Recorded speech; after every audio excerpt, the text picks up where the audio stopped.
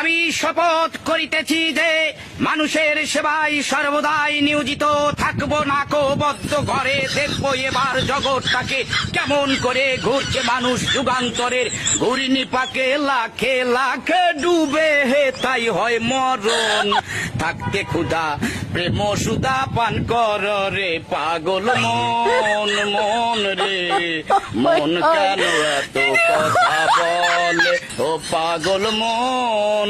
মন রে মন কেন এত কথা বলো না বলো ও গো বন্ধু।